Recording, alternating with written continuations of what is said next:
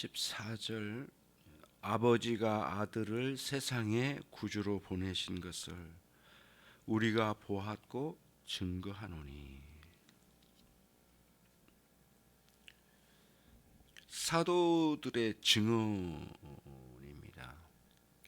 기독교의 바른 신앙의 어떤 근거가 된다.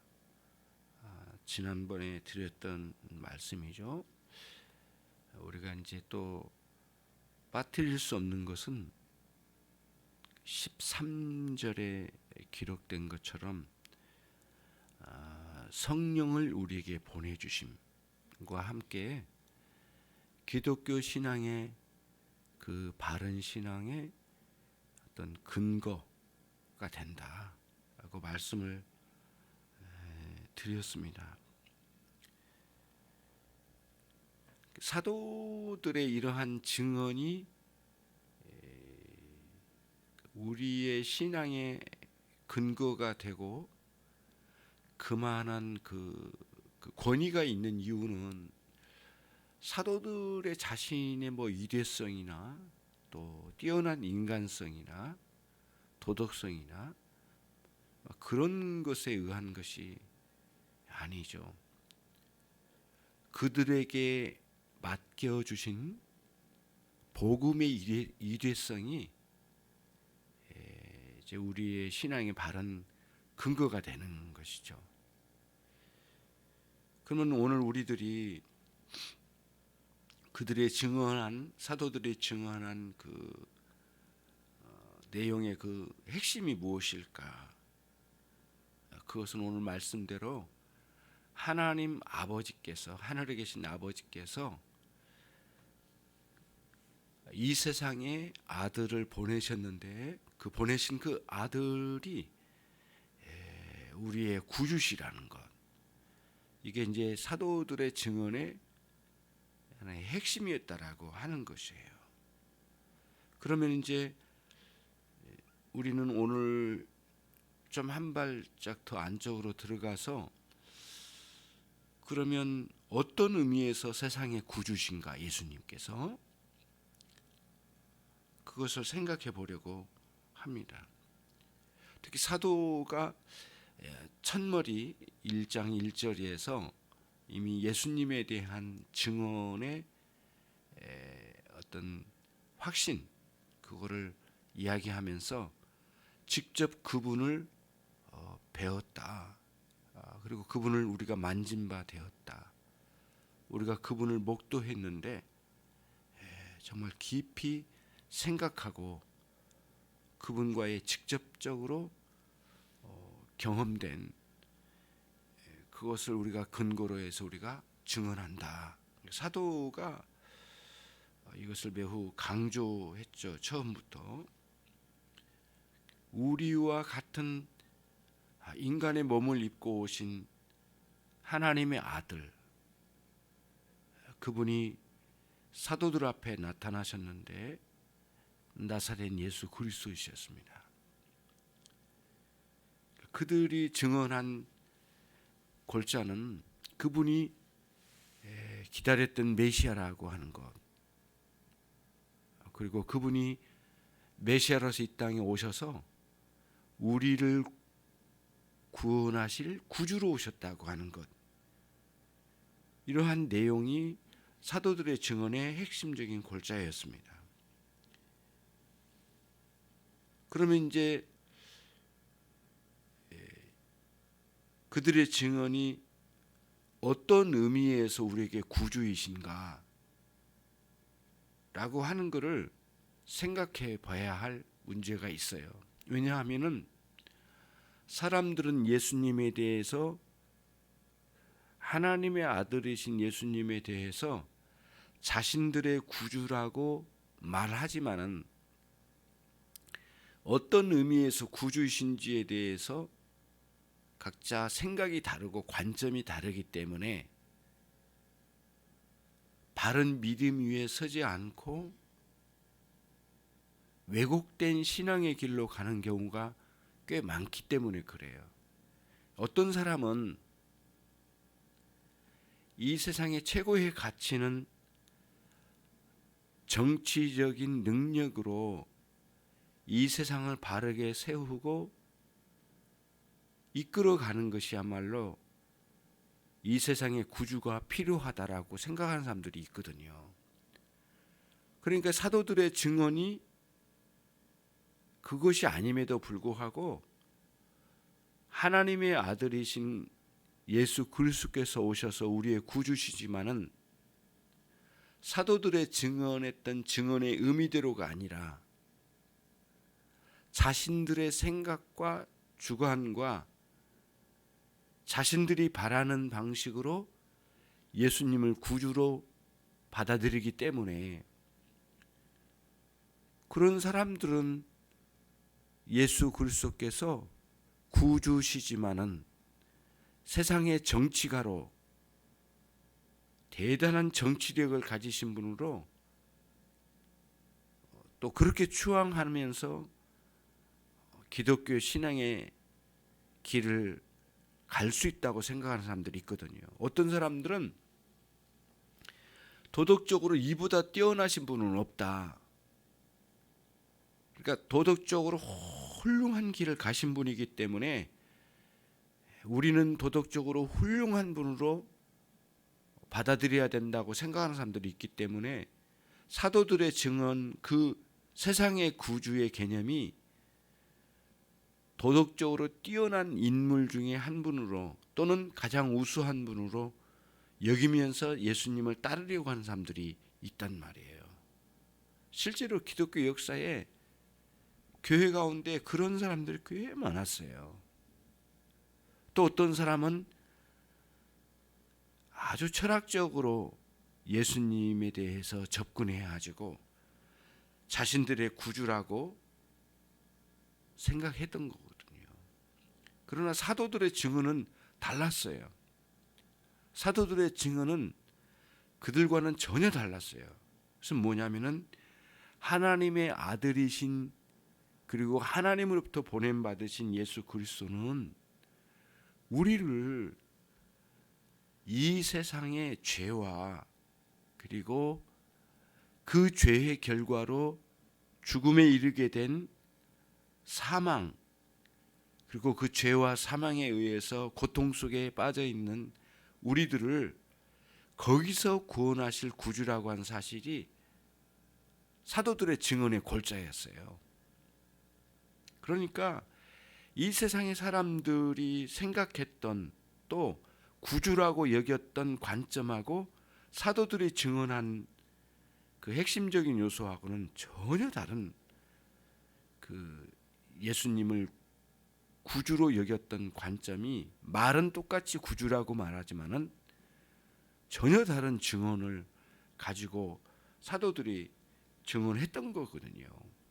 그러니까 오늘 또 아버지께서 아들을 세상의 구주로 보내신 것 그리고 사도들은 사도인 요한 사도가 오늘 기록하고 있는 이 내용의 핵심은 우리가 그분을 증언한다 했다라고 하는 거거든요.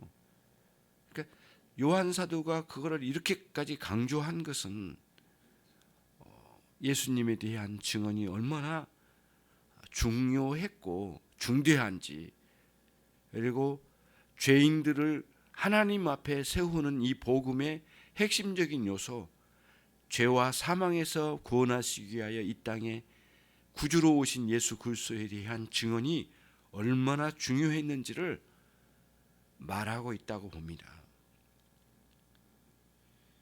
그러면은 이제 어떻게 해서 그렇게 세상 사람들이 생각했던 예수님에 대한 구주의 관점과 사도들의 증언한 것과 차이가 있을까? 그것은 결정적으로 말씀드리면 성령을 보내주심으로 말미암았습니다. 아주 굉장히 중대한 갈림길이라고 생각해요. 성령의 증거가 없이는 예수님을 아무리 훌륭한 분으로 떠받들고 추앙한다 할지라도 성령의 내적인 증언에 의하지 않고는 반드시 왜곡된 길로 가게 될 수밖에 없어요. 그래서 사람들은 예수님을 도덕적으로 훌륭한 사람, 정치적으로 뛰어난 분 그렇게 추앙하려고 했고 또 추앙했던 거예요.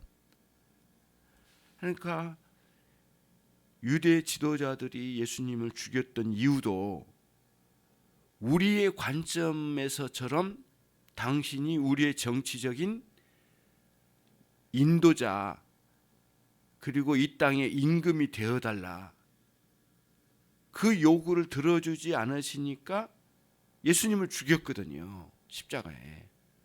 그거는 유대인들의 관점이잖아요. 물론 하나님께서는 유대인들의 그 예수님을 죽인 것에 대해서 하나님께서는 그 죽임을 통하여 숨겨놓으신 하나님의 놀라운 지혜와 계획이 있으셨죠. 죄인들을 대신해서 저주를 받으심으로 이 땅에 있는 죄인들을 구원하신 위대한 하나님의 지혜가 담겨진 것은 하나님 측면이지만 유대인 측면에서는 자신들의 정치적 욕구에 충족시키지 않는 예수에 대해서 죽이지 않고는 견딜 수가 없었던 거예요. 그만큼 인간의 욕구는 메시아까지라도 죽여서라도 자신들의 욕구를 채우고자 하는 것이 있었던 거예요. 이제 말씀이 좀 옆으로 갔는데 당시에 사람들이 왜 관원들이 예수님을 믿지 못했을까? 똑같이 보았는데도 똑같이 만났고 경험했는데도 그러지 못했을까? 결국에는 성령을 보내주셨는데 내적으로 성령의 역사하심을 통해서 예수님에 대해서 바른 인식을 하게 되고 믿게 되고 그리고 바르게 예수님에 대한 내적인 증거가 주어지게 된 사람들에게는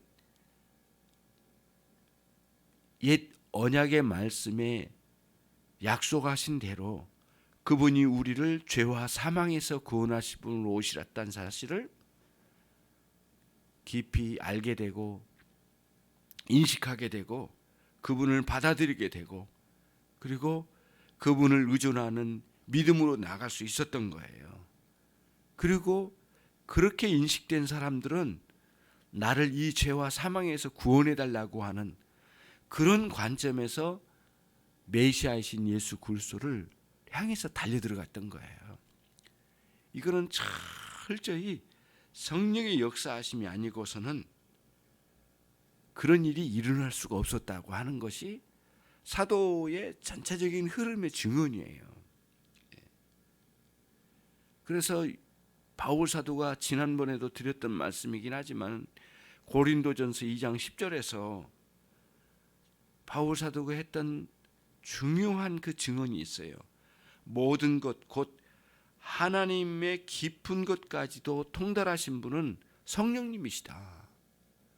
결국에는 하나님께서 인간들은 알 수 없는 깊은 구원의 계획이 비밀스럽게 주어져 있는데 그 깊은 깨달음을 가질 수 있도록 하신 분은 성령님이셨는데 그 성령님의 내적인 역사하심으로 알게 되었다라고 하는 거예요. 그래서 사도들에게는 예수님께 나타나는 하나님의 영광을 보았던 거예요. 그래서 예수님을 통해서 은혜 위에 은혜로라.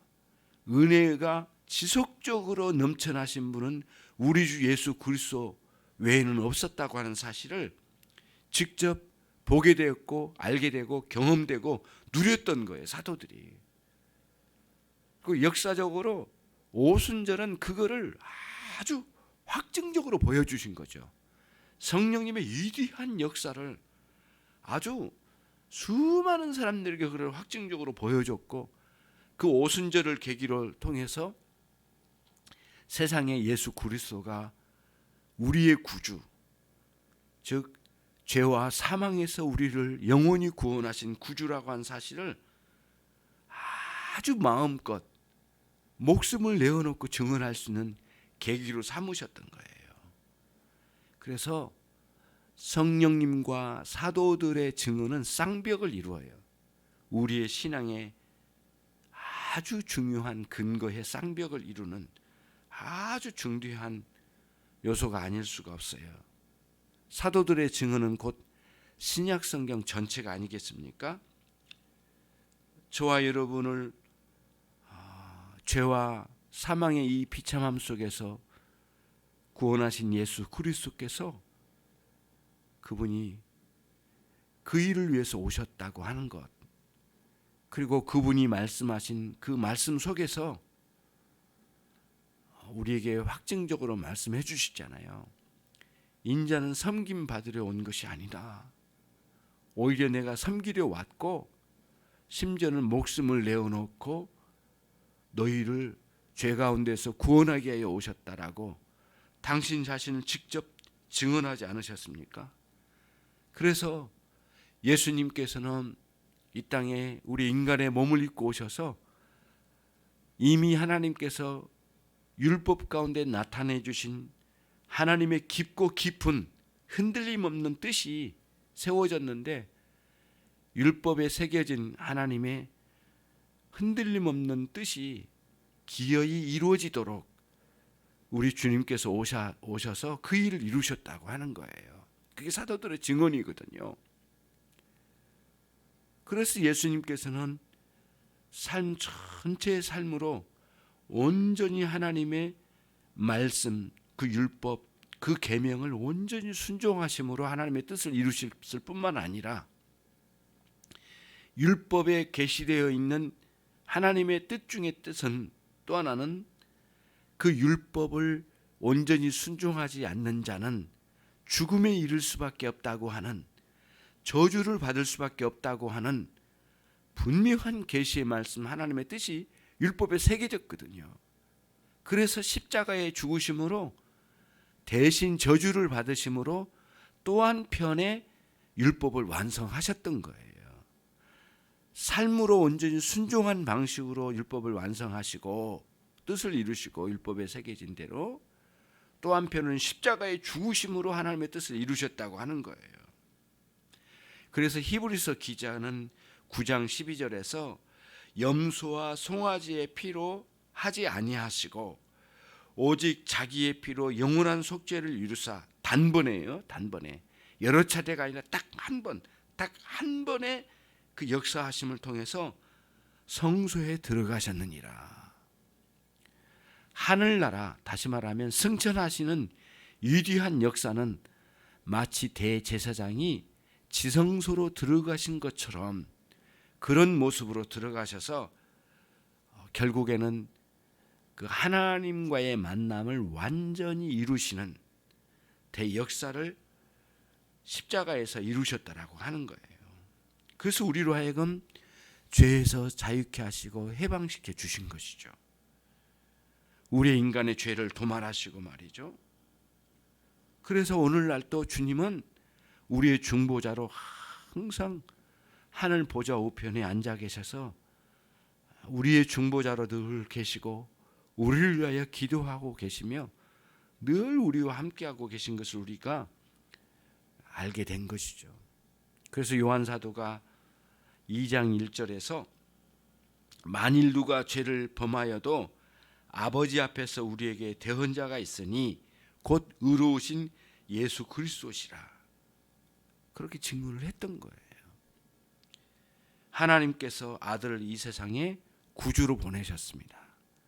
이러한 의미에서 보내주셨다고 하는 것이 오늘 요한일서 4장 14절의 말씀의 내용이라고 말씀드릴 수가 있겠습니다.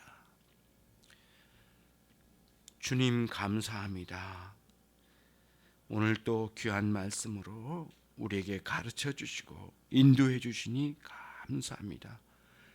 오늘 또 우리에게 성령의 충만함과 또 하나님의 말씀이 우리의 심령 가운데 살아 역사하는 이 한날이 되게 해주셔서 어둡고 캄캄한 이 세대 가운데 빛으로 살게 해 주시기를 간절히 소원합니다.